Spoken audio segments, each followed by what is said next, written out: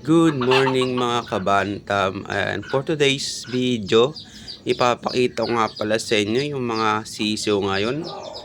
Tatlong inahin nga pala ngayon yung may sisiw na napisa. Ito nga pala yung una, yung nasa baba, yung brown. Tara, punta natin sa may kulungan, tsaka yung naglilimlim pa.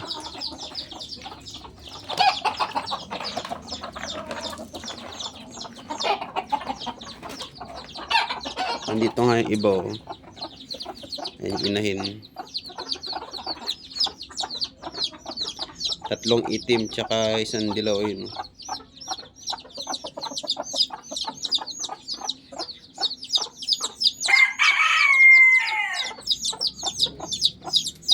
Ayan. Hindi ko lang ba't nag-iiyak sila.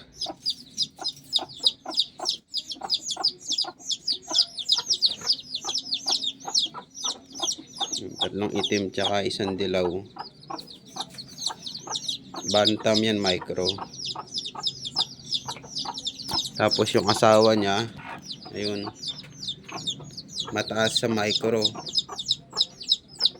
pero bantam yan. Ito na naman natin yung naglilimlim. Dito agapon may nakita ng isang napisang sisiw, eh.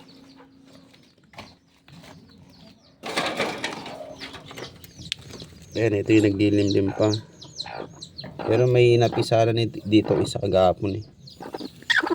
Andiyan pa ba? Buhay pa ba? Tingnan lang. Ayun, dalawa na pala. Isang itim tsaka isang brown.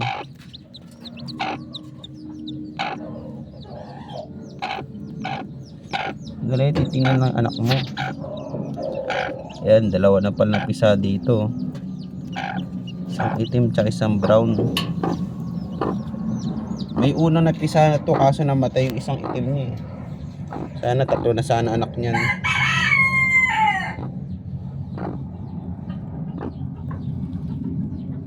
Ganda ng brown. Micro din pala ito, micro.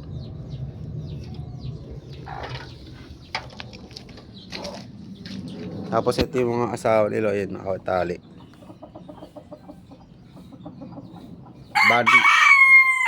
Bantam siya pero mataas ng konti sa micro.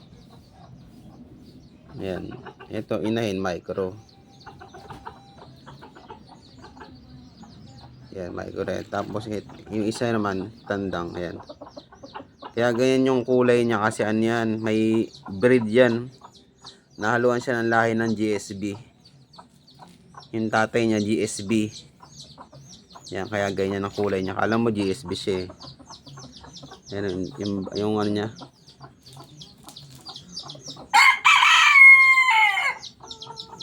Hindi naman sila nag-aaway-aaway dito kasi magtutropa na sila. Pero ito, kaya tinali ko yung isa kasi ano, lumilipad. Mahirap na, baka mapunta sa kapitbahay, matinola.